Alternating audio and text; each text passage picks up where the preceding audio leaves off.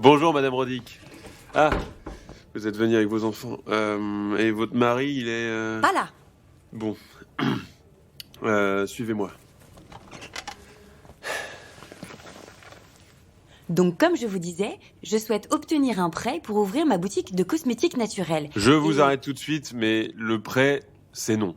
Madame Rodic, votre dossier est, disons, léger. Comment vous dire écoutez, vous connaissez le standing de la banque. On ne s'engage que sur des projets sérieux qui tiennent la route. Anita Roddick n'en croit pas ses oreilles. Son dossier, léger, elle qui a monté un bed and breakfast, un hôtel et un restaurant de burgers à succès. Le banquier vient de lui refuser tout net sa demande de prêt sans plus d'explications ni de véritable motivation. Enfin si, Anita est une femme. Qui plus est, une femme qui a osé se présenter au rendez-vous en t-shirt Bob Dylan et en jean. Aujourd'hui, je vous emmène à la découverte de l'incroyable parcours d'Anita Roddick, une femme audacieuse et engagée, fondatrice de la chaîne de magasins de cosmétiques à succès, The Body Shop. Dans ce premier épisode, Anita se lance. Mais les embûches sont nombreuses. Et oui, elle est une femme avec des enfants. Bienvenue sur Il était une fois l'entrepreneur, le podcast où je vous raconte les histoires des entrepreneurs. Car oui, entreprendre est toute une histoire. Je m'appelle Laurent Brouat et ce podcast est produit par Inspire Média. Anita Lucia Perella est née le 23 octobre 1942 à Littlehampton, en Angleterre, dans une famille d'immigrés italiens. Au Clifton Café, le restaurant de ses parents, les journées commencent très tôt et terminent tard le soir. Anita, apporte les frites, table 3 s'il te plaît. La petite Anita grandit au milieu des assiettes de frites, des bananes split et de la centaine de clients qui défilent chaque jour. La fillette apprend très vite l'art de commercer, qu'elle exerce d'ailleurs jusque dans la cour d'école. J'échange 2 chewing-gums d'Hollywood contre 5 cartes. Un Captain Marvel, c'est 15 cartes. Ça vient d'Amérique. Alors qu'elle n'a que 10 ans, son père meurt brutalement. La famille, trimant déjà pour gagner tout juste de quoi subvenir à ses besoins, doit redoubler de travail. Forte tête, Gilda, la mère d'Anita, ne se laisse pas abattre. Soucieuse d'économiser le moindre centime, elle apprend très tôt à ses enfants l'art de la frugalité et du recyclage. Ce qui marquera à jamais Anita. Fais ce que tu veux, mais surtout ne sois pas médiocre. C'est avec les mots de sa mère en tête qu'Anita entre à l'école d'instituteur après le lycée. Puis, après une première expérience en tant que professeur d'histoire et d'anglais, elle décide de partir pour Paris, puis voyage en Grèce et en Suisse.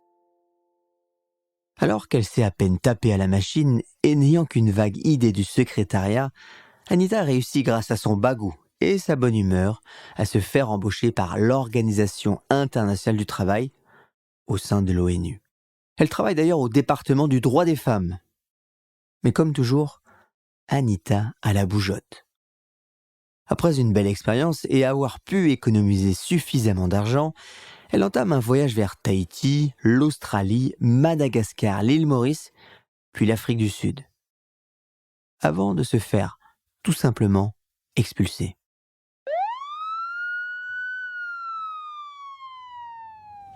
Mademoiselle Perella, vous n'êtes plus la bienvenue en Afrique du Sud. Vous avez enfreint les règles, vous devez retourner en Angleterre. Pardon? Mais comment ça, j'ai enfreint les règles? Vouloir entrer en boîte de nuit n'a rien d'illégal que je sache. Une blanche n'a rien à faire dans cet endroit. C'est réservé aux noirs ici. Blanc, noir, jaune. Mais nous sommes tous humains. Honte à vous.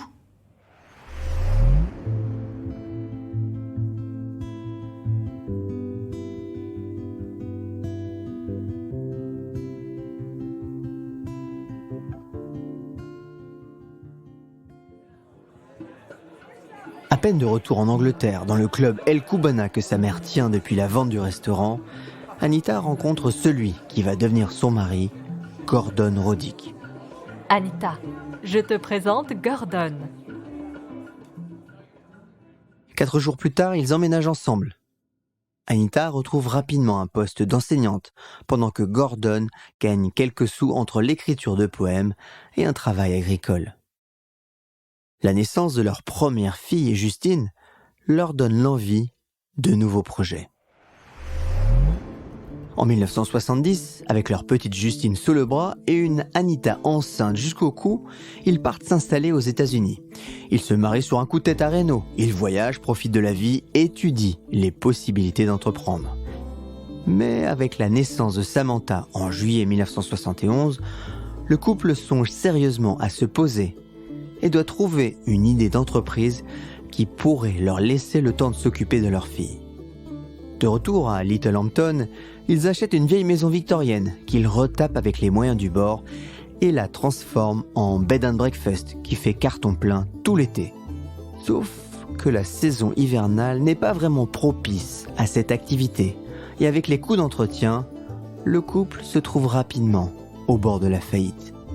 Ni une ni deux, ils reconvertissent le lieu en un hôtel résidentiel et sauvent de justesse leur petite entreprise. Mesdames et messieurs, venez déguster la bonne cuisine italienne de notre nouveau restaurant Le Paddington. Lasagne, quiche et soupe maison vous attendent au menu. Mais les clients ne sont pas au rendez-vous. Trop chic pour la petite ville de Little Hampton, le restaurant reste vide. Bon, on fait quoi maintenant? Eh ben on change la carte. Omelette, frites et burgers au menu. Ambiance rock et America? Et miracle, dès le premier soir, le Paddingtons affiche complet.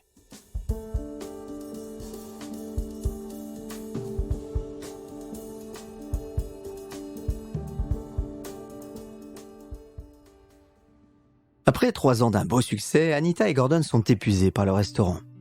Il est temps de changer de cap. Gordon rêve de partir à cheval de Buenos Aires jusqu'à New York.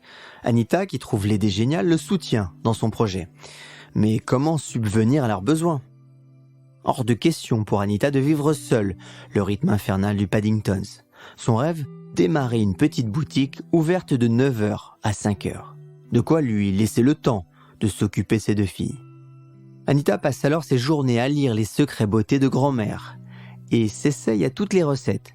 Parce que c'est décidé, sa boutique proposera des cosmétiques naturels.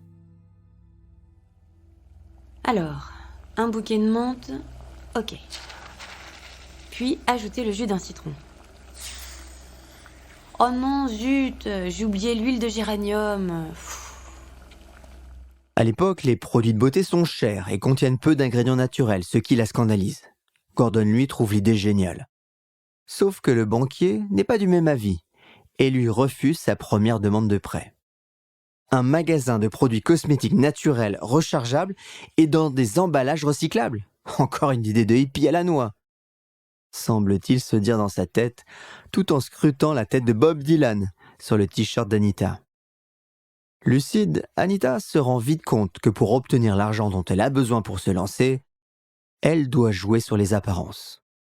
Vêtue d'un tailleur sobre, accompagnée cette fois de son mari, et d'un dossier aussi épais qu'une encyclopédie, elle retourne à la banque. Le tour est joué, le prêt est accordé. Et c'est ainsi que la première boutique, The Body Shop, voit le jour à Brighton, le 26 mars 1976. Steve, tu vas mettre les savons liquides dans les petites bouteilles de gauche. Et qu'est-ce qu'on fait des crèmes? Ah, je sais. On va les mettre dans les fioles à urine. Des fioles à urine? Vraiment, Anita? Le recyclage, c'est la base. Une copine à l'hôpital me les a filés en douce. Ils en avaient en rab. Je savais que ça servirait.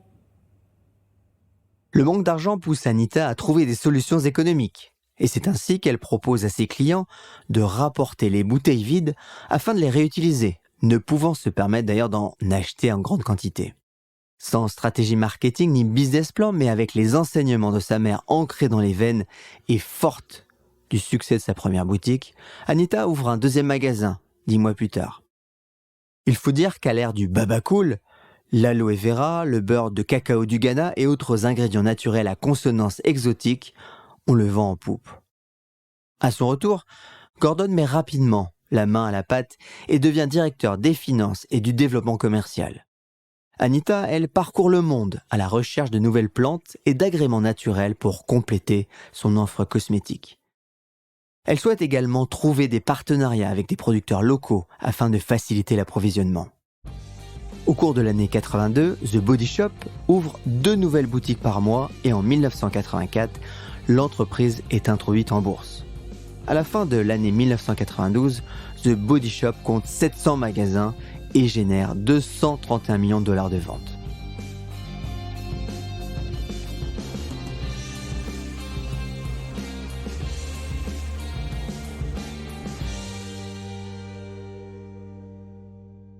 Mesdames et messieurs, après avoir sauvé les baleines avec Greenpeace, lutté contre le réchauffement climatique, protégé la forêt amazonienne, la voici aujourd'hui qui se bat contre les tests sur les animaux. Mesdames et messieurs, Anita Roddick.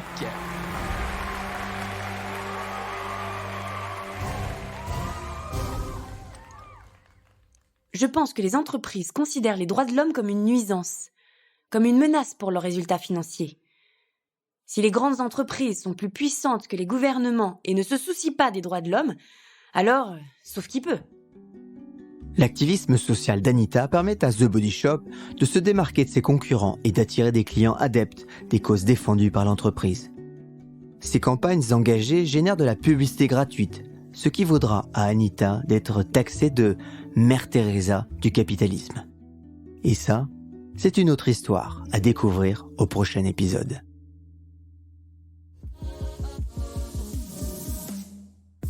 Merci. Je crois que c'est le mot le plus simple pour exprimer ce que je ressens là maintenant. Merci d'avoir pris le temps d'écouter car ce podcast représente beaucoup de travail. D'ailleurs, pensez bien à mettre des étoiles et à parler de ce podcast autour de vous seulement si vous avez appris des choses ou si vous avez été inspiré. Ce podcast a été écrit et réalisé grâce à Thibaut, Frédéric et Marie. Allez, je vous donne rendez-vous au prochain épisode.